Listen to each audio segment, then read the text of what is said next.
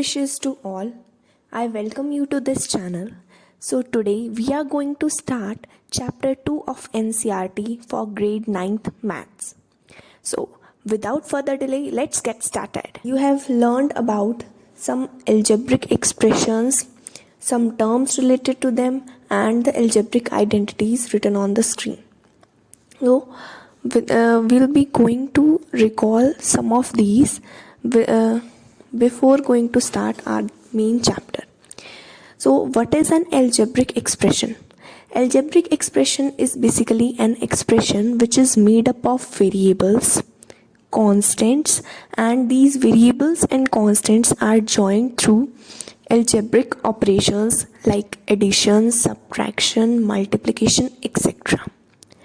So if we get to know the example of algebraic expression, this is written on the screen: 4x plus 2y minus 8. And second example is 3z plus 4y minus 5x.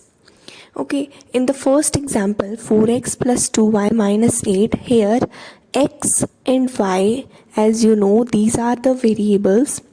This 4 plus 2 and minus 8, these are some constants, and the constants 4, 2 and minus 8 are related to the variables x and y through some algebraic operations, which are the addition and subtraction in this case.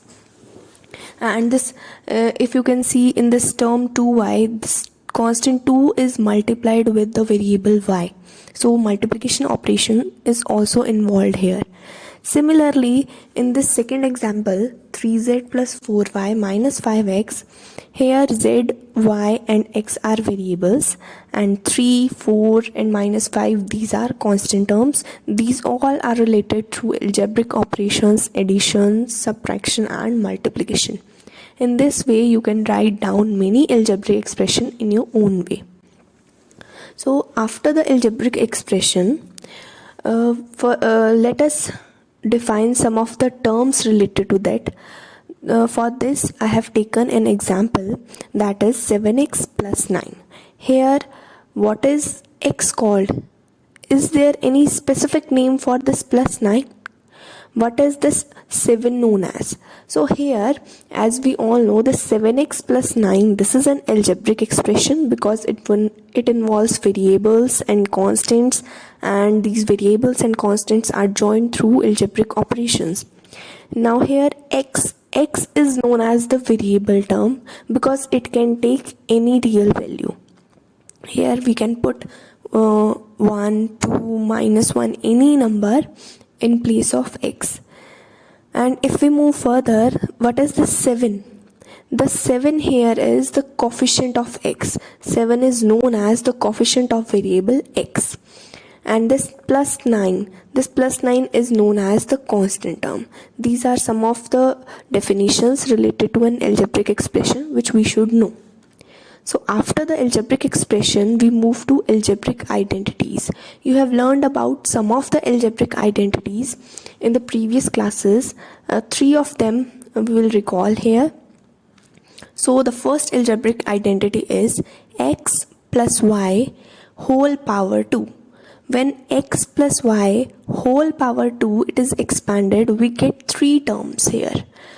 First term is x square, second term is twice of xy, and third term is y square. All these 3 terms are joined through the operation addition. Okay, so x plus y whole square, when expanded, it gives x square plus 2xy plus y square. We are recalling all these because we are going to use them in our further lectures in the whole of our chapter. So the second algebraic identity here is x minus y whole square. X minus y whole square, when it is expanded, it again gives 3 terms which are x square, minus 2xy and plus y square. Here the negative sign is with twice of xy term. This is what we have to remember in case of x minus y whole square. And this is the basic difference between x plus y whole square and x minus y whole square. In x plus y whole square, the twice of xy term is positive, and in x minus y whole square, when x minus y whole square is expanded, the 2xy term gets negative. Now the third algebraic identity which we know, that is x plus y when multiplied with x minus y. What it gives? It gives two terms here which are x square and minus y square. So x plus y into x minus y, it gives x square minus y square. X minus y whole square gives three terms, x square minus 2xy plus y square, and x plus y whole square when expanded, it gives x square plus 2xy plus y square. So this is all what we know from our previous classes. Let's move ahead. Now, first of all, we should know what we have to study in this chapter. So first of all, I'm going to give you some insight into this chapter, that what are the things which we are going to use or which we are going to learn in this chapter. So first of all, we learn about polynomial. What a polynomial is. As the name of the chapter is polynomials, so we should know what is a polynomial. Polynomial is basically a particular type of algebraic expression. Algebraic expression is a general term, and when some conditions are imposed on algebraic expression, then it becomes a polynomial. Now, what are these conditions? How do we know that an algebraic expression is a polynomial or not? This all we will discuss in this chapter. After knowing what a polynomial is, now we will move towards the definitions related to polynomials. The next thing which we will learn is some definitions related to polynomials, like degree of a polynomial, what is a zero polynomial, what is a constant polynomial, what are the types of polynomial. These all we are going to discuss in detail in this chapter. After discussing some of the definitions related to polynomial and its types, we'll move towards polynomials in one variable. We'll know what are polynomials in one variable. When we will call an algebraic expression a polynomial in one variable. What basically does this mean? Then after that, we'll move towards to find out the zeros of a polynomial.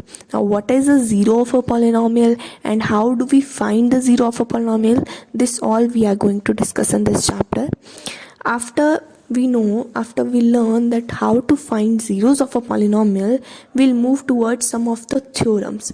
We'll study only two theorems in this chapter, which are remainder theorem and factor theorem. And after knowing what a remainder theorem says and what the factor theorem says, we'll apply these theorems, we'll use these theorems to solve some of the problems. And that means we'll also deal with some application part of remainder theorem and factor theorem in this chapter. After these theorems, we'll move towards the factorization of polynomials. So how can we factorize the polynomial? What are the different ways to factorize it? These all we will discuss in this chapter. And the last thing which we are going to discuss in this chapter is some new algebraic identities. 3 of the algebraic identities you already know, and there are some more algebraic identities which we will learn about in this chapter, and we'll also use them to solve some of the problems.